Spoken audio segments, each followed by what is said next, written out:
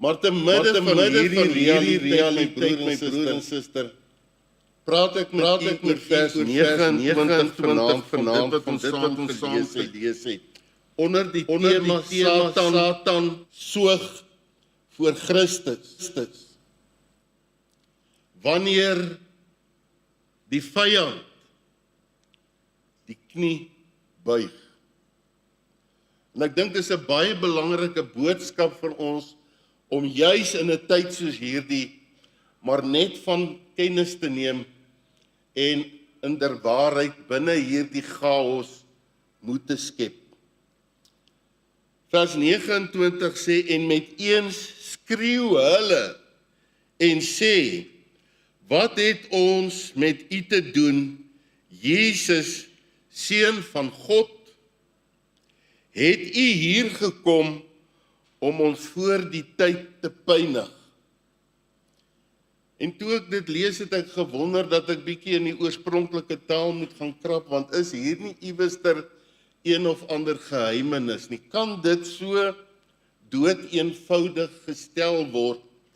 En verstaan ons die implikasies van hierdie woorde in Matteus 8 vers 29? En daarom wil ek in die eerste plek net met u praat oor wat sê die teks. Wat sê hierdie gedeelte in die woord van die Here vir ons vanaand?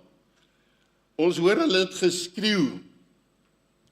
Dis nou die besetenis van Gadara. Jesus het daar aangekom. As jy net die vorige perikoop lees, dan gaan dit oor Jesus wat die storm stil maak. Daar was 'n storm op die see. Hy het geslaap. Hulle het vir hom gaan wakker maak en gesê, maar hoekom slaap hy as hulle so in lewensgevaar is?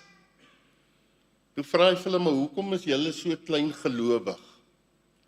En hy spreek die wind en die storm op die see aan en dit het stil geword en hulle was verwonderd dat hierdie man, Jesus van Nasaret, mag het ook oor die natuur.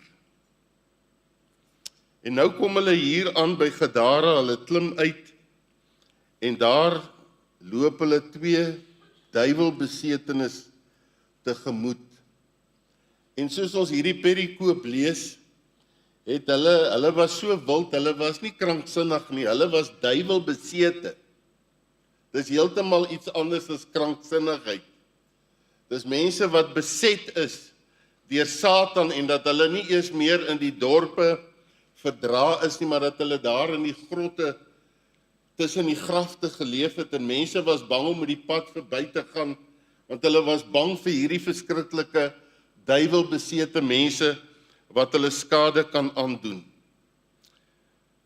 Maar dan breek vers 29 aan en met eens skreeu hulle, hierdie duiwelbesetenis skreeu en sê, wat het ons met u te doen? In 'n ontleding van hierdie uitspraak, en ons by die tema uitkom dat Satan soog onder Christus, is dat hierdie uitspraak wat hulle skreeuend bekend maak, dui vir ons in die teenwoordigheid van die Here Jesus op 'n onderdanige distansie. Wat het ons met u te doen? Dit kom uit die Hebreëse wêreld en is hier in Grieks vertaal. Dit was 'n idioom wat eintlik beteken, nie net beteken los ons uit nie, wat het ons met u te doen? Hierdie idioom wat hulle uitgespreek het, sê eintlik, u en ons behoort nie aan dieselfde sfeer nie. Dit kom nou uit die mond van twee duiwelbesete mense. Hulle besef hulle onderdanigheid aan hierdie man, maar ook dat daar 'n distansie tussen hulle twee is. Hulle is nie op dieselfde vlak nie, hulle beweeg nie in dieselfde sfeer nie. Hulle sê eintlik ons het geen gemeenskaplike jurisdiksie nie. Daar is geen ooreenkoms ook in ons regshandelinge. U mag en ons mag is op twee verskillende vlakke. Daar's 'n distansie, maar daar's 'n erkenning van onderdanigheid wanneer hulle sê, wat het ons met u te doen? Hierdie verrassing wat met hulle gebeur wanneer Jesus daar arriveer. Hierdie spreekwoord impliseer ook dat 'n mens kan sê, u hoort in 'n ander, hoër orde. Dit was die inhoud van hierdie woorde, wat het ons met u te doen?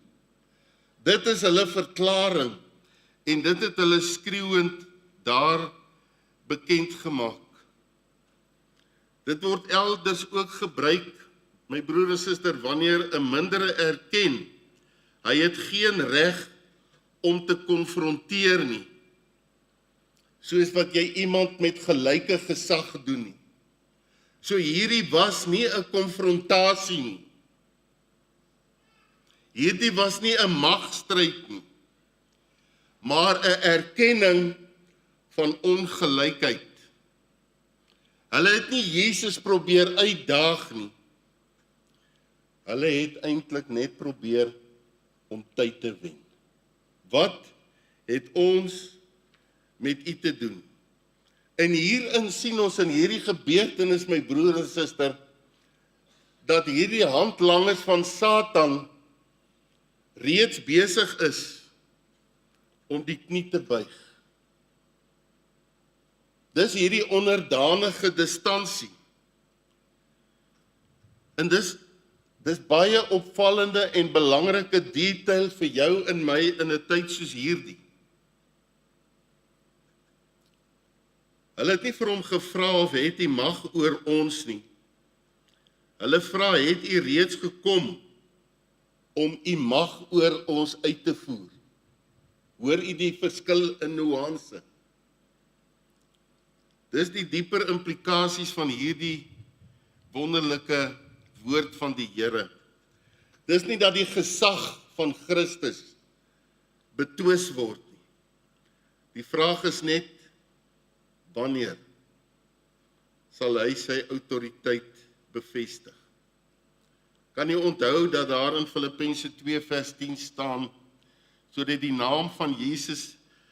in die naam van Jesus Christus elke knie sal buig en elke tong sal bely in die hemel en op die aarde en onder die aarde. Wat het ons met u te doen? 'n Verklaring van onderdanigheid en 'n hoër gesag waarmee hulle te doen het. Die tweede deel van die teks is die aanspreekvorm. Demone wat sê Jesus, seun van God. Mense wat deur legioene van demone beset is. Hierdie geweldige uitspraak. En dit bevestig, dis 'n erkenning van Jesus se autoriteit. Dat hulle hom aanspreek as Jesus, seun van God. En weet jy dat geen disipel op hierdie stadium Jesus so, kan ek dit sê, blaatant raak gesien het. Jy moet dit hoor. Nie een van hulle wat hom volg, het op hierdie gegewe moment in hulle saamloop met Jesus hierdie Christologiese belydenis openlik gemaak nie. Hulle het 'n rukkie terug gesien hoe dat hy die storm op die see bestraf. Hulle was verwonderd. Maar op daardie gegewe moment het hulle nog nie die insig gehad of die openbaring gehad met wie hulle werklik te doen het.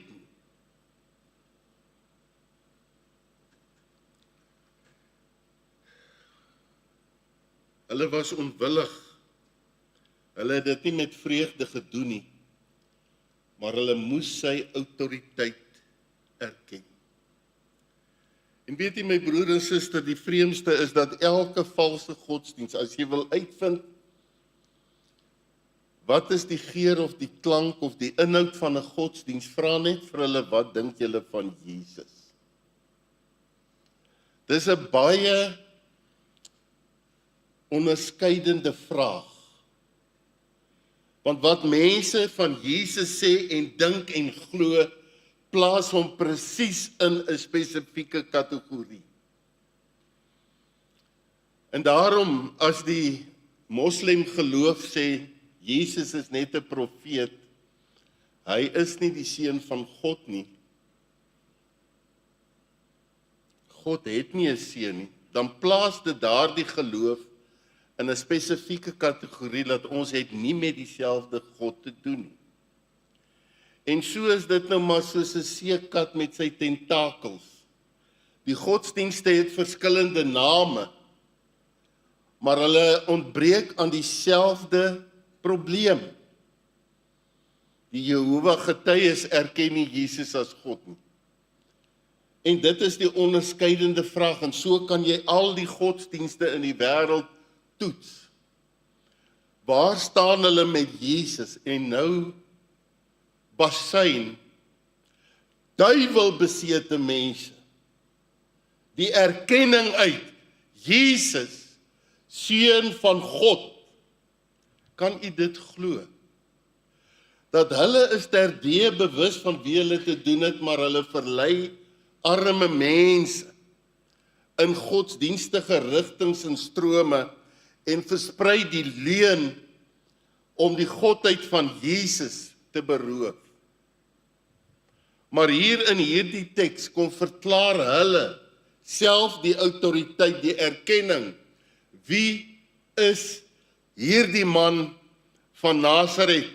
Jesus, die seun van God, met hoofletters gespel. Die vyand sien, met ander woorde, die vyand van die wêreld, die vyand van mense, hierdie demone, handlangers van die Satan, erken dinge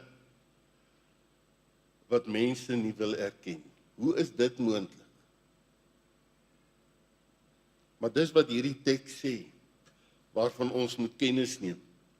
Maar die volgende is dat hulle hierdie uitspraak maak van voor die tyd. Dit lyk vir my asof hierdie demone ook eskatologiese kalender gehad het. Nou, eskatologie beteken die studie van die eindtye. So hulle was intens bewus van daar's 'n spesifieke tyd, eskatologies, in die studie van die eindtye. Hulle weet van 'n tyd wat kom, die tyd van veroordeling, die tyd van vernietiging. Daar is 'n vasgestelde tyd. Daar is 'n vasgestelde dag van veroordeling. Jesus is die regter. Hy is nie net die verlosser nie. Hulle het dit terdee besef. Dis asof hulle lewe met hierdie kosmiese klok. Van die tyd is besig om verby te tik. Die einde is naby. En hulle is verward, daarom het hulle geskreeu. Wat het ons met u te doen? Jesus, seun van God, het u gekom om ons voor die tyd. Met ander woorde, ons weet, tyd is op hande. Dis net 'n kwessie van tyd. Het u nou onverwags gekom? Het u voor die tyd gekom? Het die profesie dan nou al in vervulling gegaan? Is dit nou die tyd wat vir ons aangebreek het? Hulle is nie in onkunde nie. Hulle lewe met 'n verwagting van die eindtyd Hulle weet hulle tyd is nie kort nie, is kort. Maar dan ook hierdie om gepynig te word. Hulle leef met die vrees van oordeel. Dis wat hierdie teks sê. En met een skreeu hulle en sê, wat het ons met u te doen, Jesus, Seun van God? Het u gekom om ons voor die tyd te pynig? In hierdie een vers, my broer en suster, erken die demone Christus se identiteit. In hierdie een vers buig hulle voor sy gesag. Erken hulle hul toekoms en vra hulle nie om genade nie, maar net om uitstel. Het hy nou al voor die tyd gekom om ons te pynig. Ons weet wat ons lot bepaal. Ons weet dat daar vir ons 'n tyd van ewige pyniging voorlê. In een vers in die woord van die Here wat my totaal oorweldig het. Dit is nie 'n onderwerping nie. Dit is nie weerstand nie. Dit is 'n erkenning. Wanneer die vyand reeds die knie buig. Wanneer Satan soog voor Christus. En my broer en suster, dit is wat vir een vir my vanaand in hierdie gegewe chaotiese realiteit moet aangryp. Dat ons beweeg in 'n riem van goddelike soewereiniteit. Niks in hierdie wêreld is eintlik vir God chaos nie. Niks het God onverhoeds betrap nie. Maar God se klok is op die sekonde op tyd en roep die Here ons vanaand om tot rus te kom, om kalmte te vind. Wanneer ons in die woord van God sy gesag sien, en dat dit eintlik deur die onderste dele van die aarde se demoniese besetenis erken word. Ons het hier met God te doen. En hierdie teks, my broer en suster, ontmasker eintlik alle moontlike wanpersepsies. Want daar is 'n prentjie wat ook rond beweeg is waar die duiwel en Satan arm druk. Het julle hom al gesien? Dit lyk of hulle twee nou in 'n armdruk situasie is. Wie gaan wen? Is dit wat die teks sê? Dis 'n wanpersepsie. Die God wat jy en ek aanbid is nie in 'n magstryd met Satan gewikkeld nie. Satan is al reeds onderworpe. Jesus is nie net bloot 'n godsdienstige leier wat goeie morele waardes verkondig nie. Jesus is heeltemal verlig bo alle ander mag. Jesus het in Matteus 28 vers 20 gesê, aan my is gegee alle mag in die hemel en op aarde. Jesus het geen gelyke nie. Daar is geen ander God waarmee Jesus vergelyk kan word. Hy is nie een van gode waaruit ons kan kies nie. Hy is die enigste middelaar. Hy is God. In Jesus Christus vind ons die Vader, die Seun en die Heilige Gees. Hy is die Skepper, hy is die Almagtige. Niks het ontstaan wat nie deur hom ontstaan het nie. Niks is in aansyn geroep sonder dat hy die woord gespreek het nie. En hy hou hierdie hele wêreld vanaand deur die krag van sy woord in stand.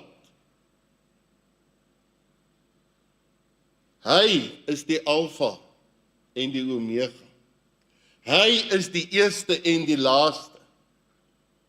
Hy het die eerste woord gespreek, hy sal die laaste woord spreek. Hierdie wêreld is nie in die greep en in die mag van die gode van die nuwe wêreldorde nie. Hierdie wêreld is nie in die hande van die groot politieke leiers van hierdie wêreld nie, of die groot geldmagnate, of wie ook al nie. Dit klink nie partykeer so as ons hoor hoe ons praat nie. Dan sê ons die hel is los, die duiwel is los. As ons na al die chaos kyk, ja, hy is los, maar vergeet ons aan wie ons behoort. Daar is wanpersepsies dat mense die duiwel wil aanspreek. Ek wil nie vanaand met u praat oor die demonologie nie, dit is 'n studie op kweekskool wat jy kan gaan doen om meer te leer oor demone nie. En die konsekwensies en die implikasies daarvan nie, maar wat ek net vanaand wil sê, is ons het nie nodig om arm te druk teen die duiwel nie. Daar's mense wat glo dat 'n gebed wat dit nie in het nie, is waar jy die duiwel wegjaag na waterlose plekke in die woestyne. Mense bid en daar's sekere tegnieke wat mense geleer word en sekere reeltjies wat hulle moet sê hoe om die duiwelse gesag nou te ontbind. Hulle verstaan nie wat die woord van die Here leer nie. Ons hoef nie in 'n geveg met die Satan betrokke te raak nie. Ons hoef nie so te skreeu en te bid en te beklei asof hy soewerein is nie. Ons vergeet dan baie keer wat die demone hier erken. Ons behoort te leef, my broer en suster, vanuit hierdie gesag, hierdie afgedeelde gesag in Christus Jesus en eerder as hysterie. Ons moet lewe in die rus wat God gee in plaas van vrees. Ons moet buig onder die gesag van die waarheid van die woord in plaas van om sensasionele goeders uit te spreek. 1 Johannes 2 vers 13 en 14 sê, ek skryf aan julle vaders, omdat julle hom ken wat van die begin af is. Ek skryf aan julle jong manne, omdat julle die bose oorwin het. Ek skryf aan julle kinders, omdat julle die Vader ken. Ek het aan julle geskrywe, vaders, omdat julle hom ken wat van die begin af is. Ek het aan julle geskrywe, jong manne, omdat julle sterk is en die woord van God in julle bly en julle die bose oorwin het. Leef ons in daardie gesag. Ons mag nie die duiwel onderskat nie. Ons mag nie met sy bose planne onbekend wees nie. Maar in die lig van die woord van God se waarheid kan ons leef in die gesag van Jesus Christus, wat die hel en die dood en die Satan reeds oorwin het. Dit is aan ons geskrywe. En dis wat hierdie teks vir ons leer, my broer en suster, dat ons nie in 'n kragmeting is nie, maar om die tema te vat dat daar eintlik 'n soogting plaasvind. Satan soog voor Christus. Dis nie 'n debat nie, maar 'n erkenning. Daar is nie weerstand nie, maar vrees. Daarom het hulle geskreeu, wat het ons met u te doen, Jesus, Seun van God, het U gekom om ons voor die tyd te pynig. Met dit gesê, hierdie groot vraag, wat dan van vandag? Hoe bring hierdie waarheid van Matteus 8:29 ons by die hier en die nou? As ons vra, maar hoekom die chaos? Hoekom lyk hierdie wêreld so? Baie keer steek mense van ons die tong uit en sê, waar is julle God? Het hy aan die slaap geraak? Baie mense sê hierdie wêreld is maar soos 'n wekker wat opgewen is, die veer is besig om af te loop en eendag dan is alles maar net daarmee heen. Ek wil graag in die laaste deel van hierdie boodskap, in die lig van ons teks, net 'n paar aannames met u deel. Die eerste is, God veroorsaak nie die chaos nie. Johannes 10 vers 10 sê, die dief kom om te steel en te slag en te verwoes. Die chaos, die verwoesting, is die bron en die karakter van Satan. Hy is nie 'n teengod nie. Hy is 'n geskape wese. Met ander woorde, hierdie realiteit waarin ons lewe, het God nie veroorsaak nie. Maar dit was die gevolg van Adam en Eva se sonde. God het hom nooit in die skrif voorgestel van enige iets as boos en kwaad nie. Jakobus 1 vers 13 sê, God kan nie deur die kwaad versoek word nie, en hy self versoek niemand in hierdie konteks, dat God nie hierdie goed toelaat nie. Maar dis nie dieselfde dat hy dit doen nie. Satan is 'n geskape wese. Hy is nie Christus se gelyke of 'n teenpool nie.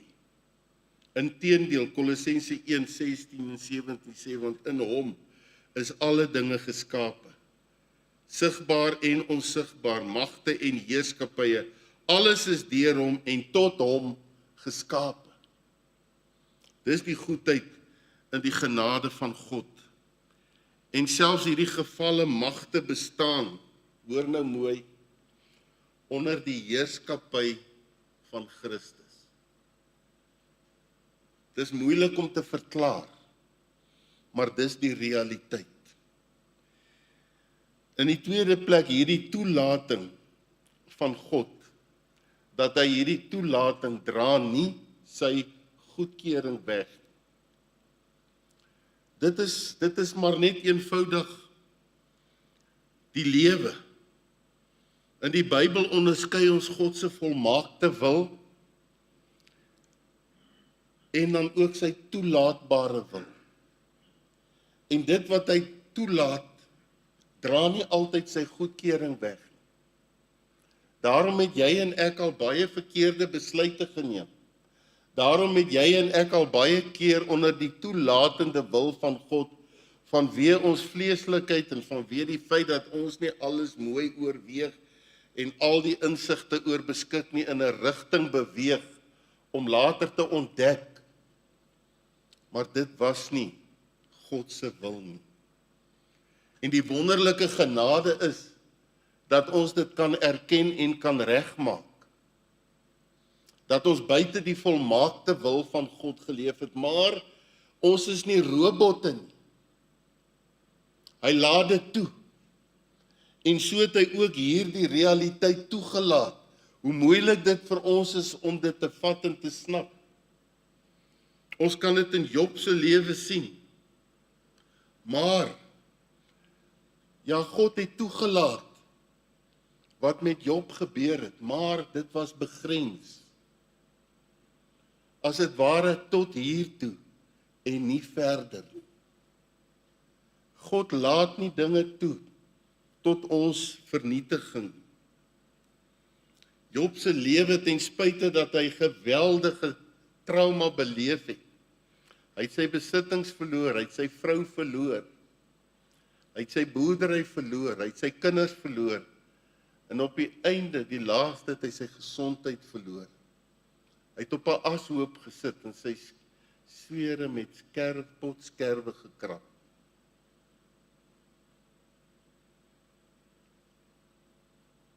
Maar gaan lees Job 42. Job het dit nie op daardie moment besef nie. Maar God het hom gevat tot op 'n punt. Hy het gevoel, daar's geen grense nie. Maar bo hierdie aaklige situasie het die soewereiniteit van God uitgestyg en het hy die grens vasgestel. God het Job se 3 vriende wat hom eintlik, hulle was so godsdienstig. Hulle het hom eintlik verkwalik. Maar toe lees ons, hulle het verkeerd gepraat oor God. Jy sien, hulle kon nie hierdie realiteit waaroor ons vanaand praat, lekker onder die knie kry en verstaan.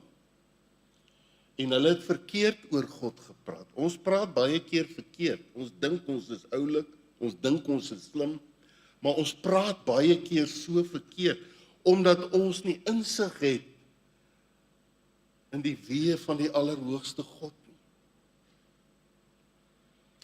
En Job se 3 vriende is bestraf, omdat hulle verkeerd oor God gepraat het. Hulle het nie verstaan waarom Job deur hierdie goed moes gaan nie. Maar God het geweet. Hulle het Job verkwalik. Ja, hy het verkeerd gedoen. Hy en hy. Hulle het hom in die grond ingetrap. Terwyl dit eintlik God was wat besig was om te werk. En dan sien ons, Job het nie die einde van daai boek wat sy naam dra geken nie. Maar ons het die voorreg om Job 42 te lees en te sien wat was die uiteinde. God het hom oor en oor geseën en herstel. En hy het gesê, ek het God van hoorsee geken. Nou het ek hom gesien. Dis die toelatende wil van God. Dit dra nie altyd sy goedkeuring weg nie, maar hy laat dit doen, want alles werk ten goeie mee vir hulle wat God liefhet. My broer en suster, ons is in die realiteit van hierdie gebroke wêreld. Daar's geen ander plek om dit terug te voer as na die tuin van Eden nie, waar Adam en Eva as die eerste mensepaar in gehoorsaamheid uit die tuin van Eden verjaag is. En so het deur een mens sonde na die hele wêreld toe gekom. Daarom word jy en ek in sonde ontvang en gebore. En kan ons nie anders in die hemel kom, by die Here uitkom, as dat ons weer gebore moet word. En in hierdie interim is ons, verskoon die Engels, boots and all, binne hierdie gebroke wêreld vasgevang. Dis waarom die chaos rondom ons heers. Ja, selfs die skepping sug. Lees ons in Romeine 8. Want die skepping is aan die nietigheid onderwerpe, nie gewillig nie, maar terwille van hom wat dit onderwerp het, in die hoop dat ook die skepping self vrygemaak sal word van slawerny van die verganklikheid tot die vryheid van die heerlikheid van die kinders van God. Want ons weet dat die hele skepping tesame sug en tesame in barensnood is tot nou toe. Ja, die hele skepping sug. Jy en ek wat uit hierdie gebroke wêreld ontsnap het, nie vrygemaak is nie, maar ons lewe binne die koninkryk van God. Ons sug, ons kry swaar, wanneer ons na hierdie chaos en hierdie verwoesting kyk. En menigmaal gaan die gesig op, uit my eie hart al dikwels, Here, wanneer kan dit tog tot 'n einde kom? Wanneer kan hierdie hartseer en pyn stop? En dis die vierde wat ek vir u dan wil noem. Waarom stop hy dit nie? Waarom duld God hierdie toestand? En dit buig 'n mens eintlik 'n nederigheid voor God. Dis 'n diep insig. Waarom gryp God nie in nie? Hy is dan die Almagtige. Ons het in die teks vanaand gesien hoe dat die Satan voor hom soog. Wanneer die vyand die knie buig. Maar wat van nou? Hoekom moet ons so sukkel? My broer en suster, moeilik om te antwoord. Maar 2 Petrus 3 vers 9 sê die Here vertraag nie sy wederkoms of die einde van die wêreld, so sommige dit vertraging ag nie. Maar hy is lankmoedig, omdat hy nie wil hê dat sommige moet verlore gaan. As ons vra, Here, hoekom? Hoekom nie nou nie? U kan 'n woord spreek. In ons teks sien ons hoe dat die Satan net eenvoudig oorgegee het onder u autoriteit en erken het, u kan net 'n woord spreek en alles is verby. Dan sê die woord van God, hy het geen behaag in die dood van 'n sondaar nie. Weet u dat hierdie God, wat ek aan u verkondig vanaand, wat die hoogste gesag en autoriteit het, treur oor 'n gebroke wêreld. Treur oor die mense wat in hierdie greep van chaos en verwoesting vasgevang is. Sy hart is gebroken. Maar God laat alles meewerk ten goeie. In 1977 het die genade deur van God vir my op 25-jarige leeftyd oopgeswaai. As hy voor daardie tyd gekom het, het ek my oë in 'n vlammende hel oopgemaak. Gun ek dit nie nou vir mense in 2026 nie? Is ek so selfsugtig om te sê, Here, kom, ek kan nie meer nie. Hierdie chaos, hierdie verwoesting, hierdie hartseer is te veel. Here, spreek 'n woord, laat ons gaan.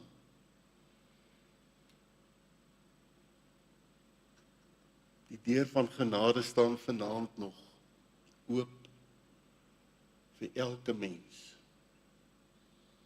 wat in hierdie chaos en in die greep van Satan vasgevang is.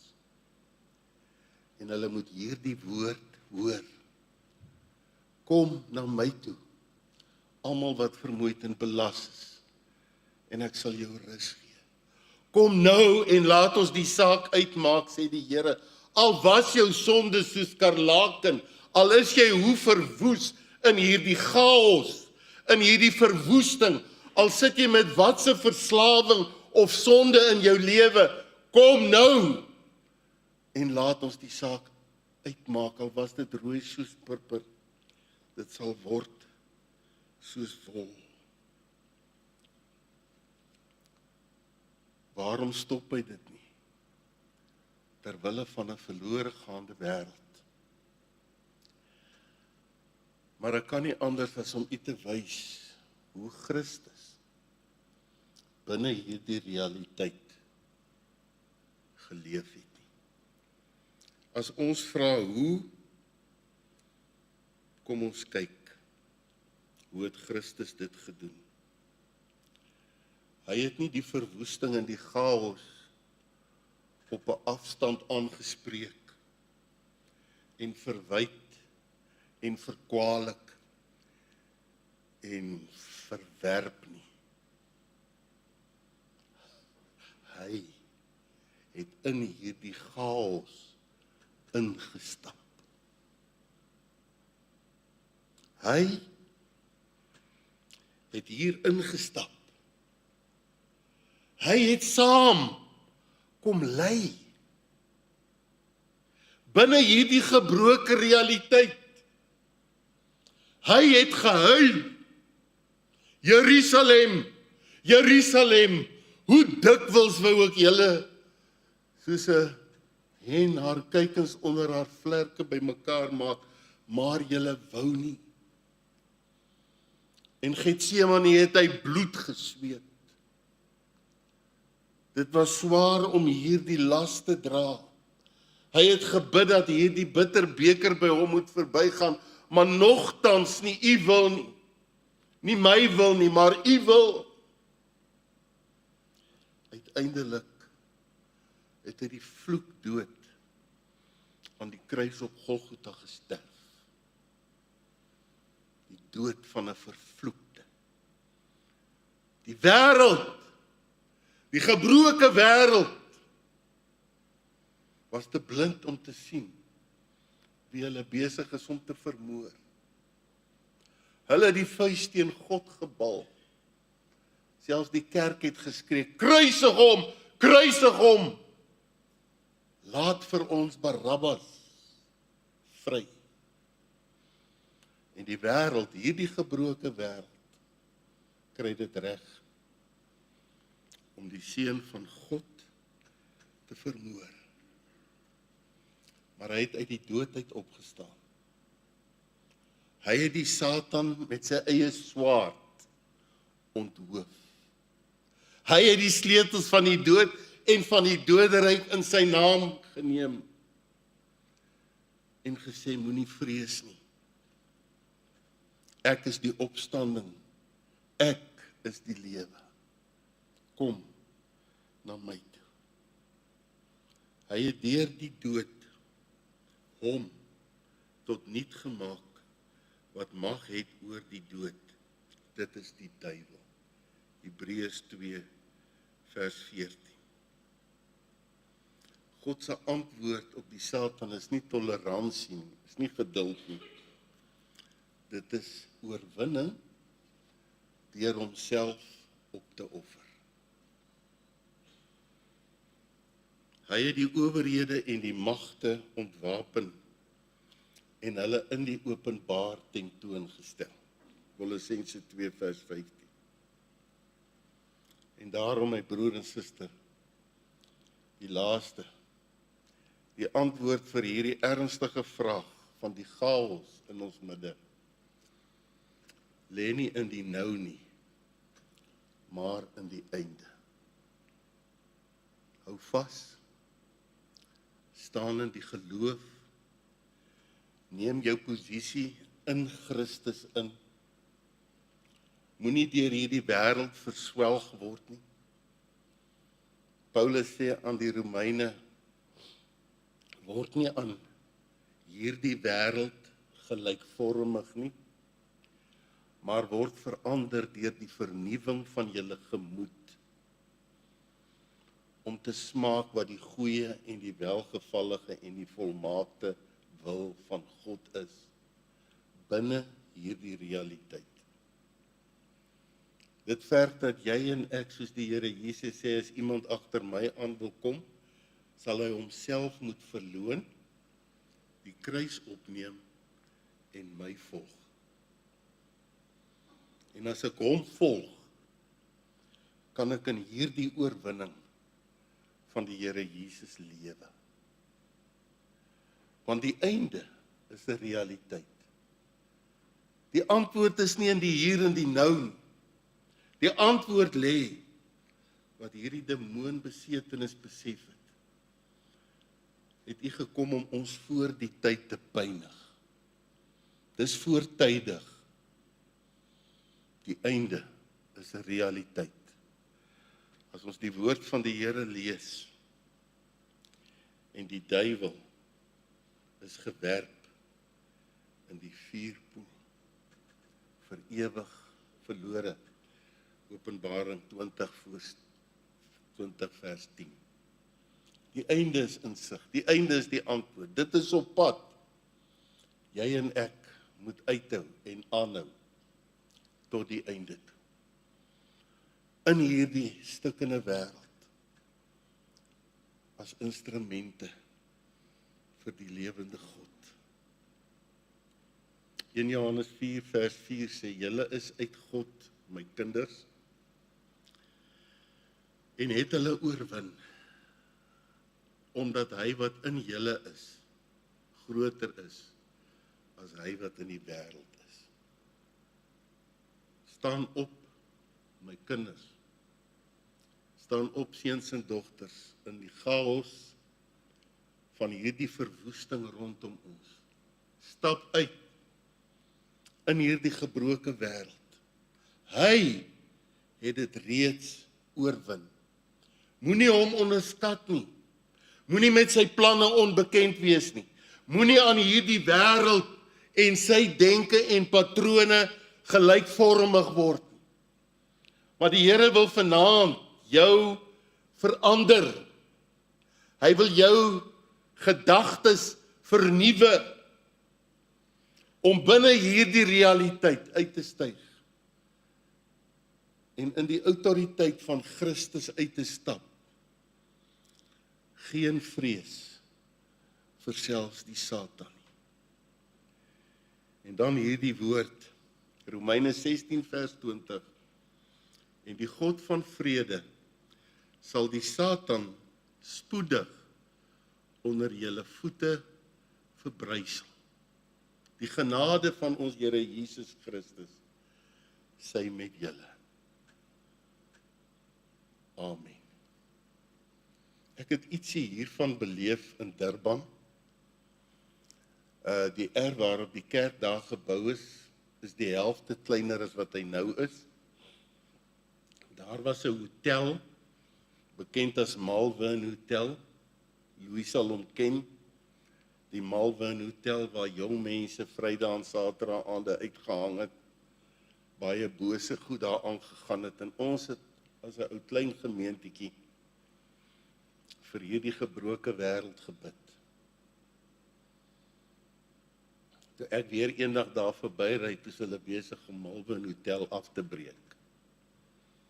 Jy sien net mure splinter en ek reis toe en ek vra wat gaan hier aan? Hulle sê nie, hulle is besig om die hotel plat te slaan. Hier gaan ander goed kom. Ek sê prys die Here. Maar waar gaan julle met hierdie gemors heen? Nee, hulle ry dit 20 kilometers ver weg. Ek sê hoor hier so 3 kilometers hier vandaan af. Kan julle dit kom typ? Ons het daai goed nodig. Die hele Malvern Hotel is daar op die afgrond getyp en ons het nog so 'n stuk grond agtertoe gestoot en daar die erf met die helfte groter gemaak en toe dit nou mooi was die dag, toe staan ons gemeentetjie daar en ons sê wie julle wat, ons smaak vandag hier, Romeine 16 vers 20. En die God van vrede sal die Satan spoedig onder julle voete verbrysel. Malvern Hotel lê hier onder die grond. En hier kan nou karre parkeer van mense wat kerk toe kom. Dis die manier hoe God saggies en teer wonderlik werk as ons hom maar net kan vertrou. Mag die Here U laat ervaar dat Satan soog onder Christus. Die vyand sal die knie buig. Ons is op oorwinningsgrond. Amen. Baie dankie Here vir u woord. Dankie dat ons daarin kon verdiep, maar ook raad en bystand verkry hoe om in hierdie realiteit te leef. Ek wil bid Here dat u elke een van ons binne ons omstandighede in hierdie oomblikke sal kom omarm. Al lyk die vyand hoe dreigend, al lyk die wêreld hoe deurmekaar,